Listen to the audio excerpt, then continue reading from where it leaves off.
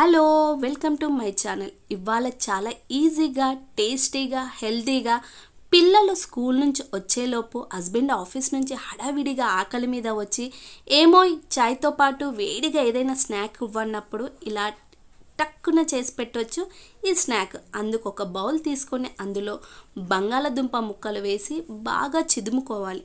అందులోనే సన్నగా కట్ చేసుకున్న ఉల్లిపాయ ముక్కలు, తురుముకున్న క్యారెట్, ఉడికించుకున్న స్వీట్ కార్న్ కూడా వేసి బాగా కలుపుకోవాలి. అందులోనే రుచికి సరిపడా ఉప్పు, రుచికి సరిపడా కారము వేసుకోవాలి. మీకు ఇష్టం అనుకుంటే పచ్చిమిర్చి కూడా యాడ్ చేసుకోవచ్చు కారంకి బదులు. ఈ మిశ్రమాన్ని కాస్త బాగా కలిపి పక్కన ఉంచుకోవాలి. ఇప్పుడు బ్రెడ్ స్లైస్లను తీసుకొని 4 మూలలు ఎడ్జులు కట్ చేసుకోవాలి. ఓన్లీ వైట్ ఉండేటట్టుగా.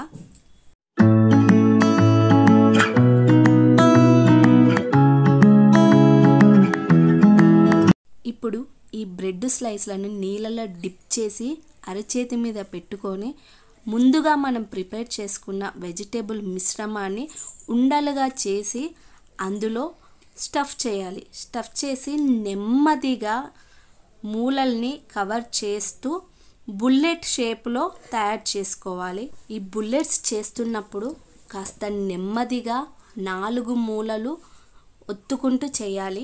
అప్పుడే మొత్తం కవర్ అవుతుంది స్టఫింగ్ అంతా. ఇలా అన్ని బుల్లెట్స్ని ప్రిపేర్ చేసి రెడీగా ఉంచుకోవాలి.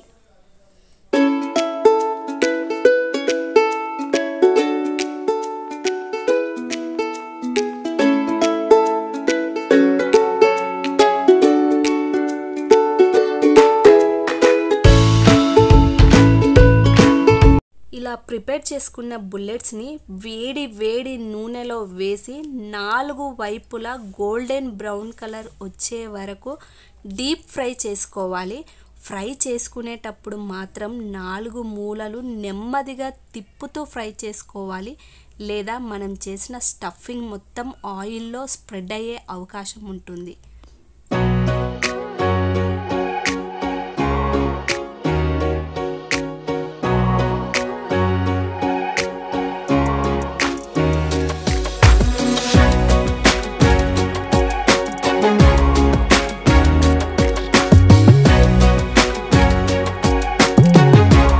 చూసారు కదా, భలే ఫ్రై అయ్యాయి. ఎలాంటి బ్రెడ్ క్రమ్స్, కార్న్ ఫ్లోర్ లేకుండా చూస్తూనే నోరూరేలా అనిపిస్తున్నాయి కదా.